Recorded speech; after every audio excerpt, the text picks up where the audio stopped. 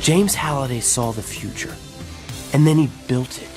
He gave us a place to go, a place called the Oasis. IP and reference vomit, the motion picture. I am the Wiz! Alright everybody, welcome back. Thank you for tuning in. If you like this review, please leave a like at the end of this video, and if you want to watch more, please subscribe. I do 3 reviews a week on this channel. Alright, I am here to review the 2018 action drama Ready Player One, starring Ty Sheridan, Olivia Cooke, Ben Mendelsohn, and Mark Rylance, directed by Steven Spielberg. I can understand why so many people love the concept of Ready Player One. Who wouldn't want your favorite IPs and characters to interact with each other? How could I possibly resist a double date film with Anna Scott and William Thacker from Notting Hill and Celine and Jesse from the Before trilogy? The possibilities are endless! But the film Ready Player One illustrates exactly why this is such a bad idea. There are many reasons why those characters and IPs are so valuable and beloved. They are crafted in intricate stories that make sense for those characters to live in. By putting all of those IPs in a blender, you are left with a creative slurry of popularity sludge.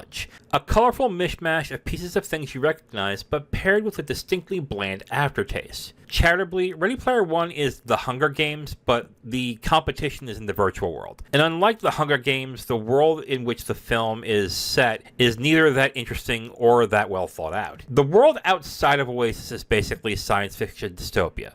People live in ramshackle places with people who look and live dirty and have horrible, meaningless existences. The world inside Oasis, however, is just as uninteresting. If I were to describe Oasis, let's say it's Fortnite if it was developed by the people who made Phantasy Star Online. The actual place of Oasis doesn't seem to be grounded in its own rule set. It's quite literally a hodgepodge of different nondescript locations filled with all sorts of characters and elements from different well-made stories. But seriously, that is all the Oasis is. There is literally nothing exciting about the world until something gets referenced or shown from a different property. And that's basically all the Oasis is. A place where characters and places from beloved stories become skin suits for a constant stream of, hey, I know where that's from! And it gets so damn boring before the first act of the film ends. It's mainly because the only interesting thing about this film is what IPs it was able to obtain for the film, and that becomes its own set of problems. The film does nothing but use them as background or Easter eggs. This literally sucks what makes these elements so great. Why would I care about a reference from the Iron Giant, which is literally the Iron Giant, when the film does nothing to show why that character is so loved? And the film does this with every single reference in this film. Literally, nothing in this film is held sacred or even given the respect it deserves. My biggest example is from something I don't even particularly like, which is The Shining. The film has entire scenes based on the location and film of Stanley Kubrick's The Shining. They play out specific scenes, from the elevator sequence to room 237. They even reference the ballroom and the photo at the end of the film.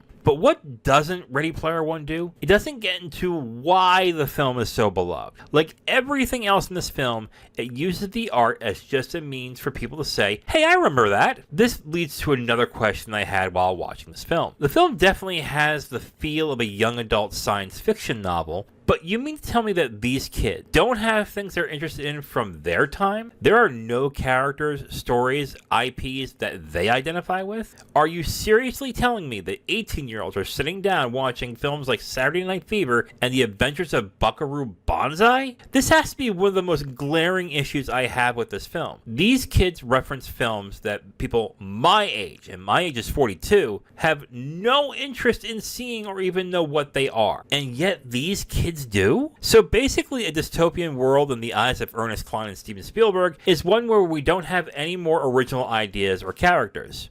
It's clear that the film is written as a fever dream of someone who is middle-aged but only sees the IPs and characters that he's in love with to be that of consequence and importance. And finally, the last thing that needs to be mentioned is that this is a film directed by Steven Spielberg. Now, if you watch the film, good luck and figure that out on your own, because it certainly doesn't feel like it's a film directed by Steven Spielberg. All the action sequences, whether it's running and shooting at people or even driving in a race, feel so bland, lifeless, and inconsequential. Think about that for a second. The director of all the great Indiana Jones films, Jurassic Park, Minority Report, has action sequences that feel boring and lifeless. Part of it is because it's in a virtual world, but the other part is that the film's visual palette is incredibly uninteresting. Again, the locations are just copy-paste locations from said IP into futuristic-like world. But it feels like Spielberg did nothing to massage these references into a cohesive world, and his visuals get roundly hurt by it. Now look, if you can turn your brain off through all of these issues, you could possibly have a cheesy but utterly forgettable good time. But for a film that is nearly 2.5 hours long, everything from the story to the visuals of the film is the equivalent of finding creativity from cards and a dartboard. And you can only go, hey, I remember that, for so long until it gets eye-rollingly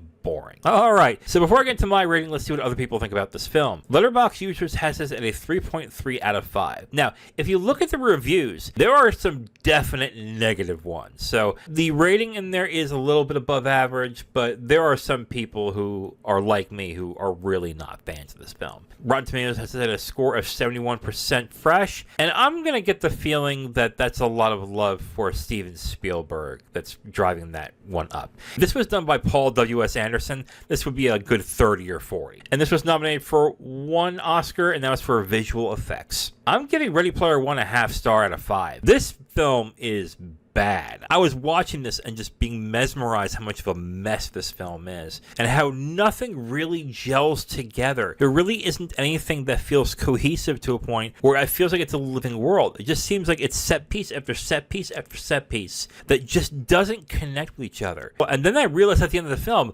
oh, this is a Spielberg film. Oh, wow, that is bad. I really have nothing nice to say about this film. I think the entire concept of this film is just bad on the face of it. Now, I understand that some people do like this film. Like I said, if you can turn your brain off to all those issues, or you can just not care less about the issues I have with the IPs and how they're used and the locations, yeah, I can see how some people can have a good time. But for a film that uses these IPs and characters to create this world, I think it just misses on the fact that the reason why people are in love with these IPs and characters is because of the story that were created, and they just show no deference to what makes them special. So that was my big issue with the film, and I think that will continue to be the issue that I have. So overall, a half star out of 5 for me for Ready Player One. It is on Max if you want to see it, and hey, I'm not going to say I'm an outlier. There are people that I've seen reviews of who feel the same way I do about this film, but if you can look past that, it might be a good time for you. So use your own discretion and check it out if you'd like.